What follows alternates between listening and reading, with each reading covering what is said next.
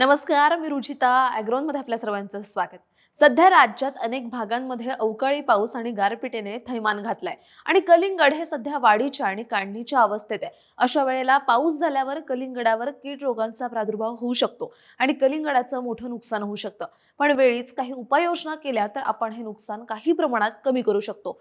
कोणते आहेत हे कीड रोग आणि कसं करायचं नियंत्रण, हेच आपण आजच्या व्हिडिओमधून जाणून घेणार आहोत.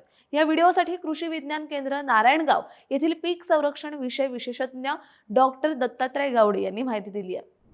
कलिंगड हे वेलवर्गीय पीक आहे, त्यामुळे गारपिटीमुळे वेलाला इजा होते, त्यामध्ये बुरशींची वाढ होते आणि बुरशीजन्य रोगांना आमंत्रण मिळतं, जसं की करपा, मर, पानांवरचे ठिपके. त्यातल्या फायटोफोत्रा ही बुरशी विशेषतः वेलवर्गीय पिकांमध्ये येते. या बुरशीमुळे कलिंगडावर फळकूज आणि वेलमर रोग होतो. या रोगामुळे वेल आणि फळ कुजतं आणि वेलाला नुकसान पोहोचतं. नुकसान म्हणजे काय, तर वेलीच्या पानांवर सुरुवातीला लहान गोलाकार तपकिरी आणि काळपट ठिपके पडतात, जे नंतर मोठे होऊन जळाल्यासारखे दिसायला लागतात. एवढंच नाही तर वेलींवर काळपट डाग पडून वेल अचानक वाळू लागते आणि फळांवर मऊ तपकिरी रंगाचे डाग पडून फळं सडायला लागतात. याशिवाय कलिंगडावर कोलेट्रोट्रिकम या बुरशीमुळे होणारा अँथ्रॅकनोज हा रोग होतो. या रोगांमुळे सुद्धा कलिंगडाच्या पानांवर तपकिरी काळे डाग तयार होतात, तर वेलीवर लांबट लंबवर्तुळाकार गडद तपकिरी किंवा काळ्या रंगाचे डाग दिसायला लागतात आणि नंतर वेली वाळू शकतात. एवढंच नाही तर फळांवरही त्याचा परिणाम होतो. अँथ्रॅकनोजमुळे फळांवर लहान गोल आणि खोलगट काळे डाग पडतात, तसंच फळांमधल्या बियांची उगवण क्षमताही कमी होते. या दोन्ही रोगांसोबत कलिंगडावर सर्कोस्पोरा या बुरशीमुळे पानांवर ठिपके पडायला लागतात आणि वेलीची पानं सुकतात.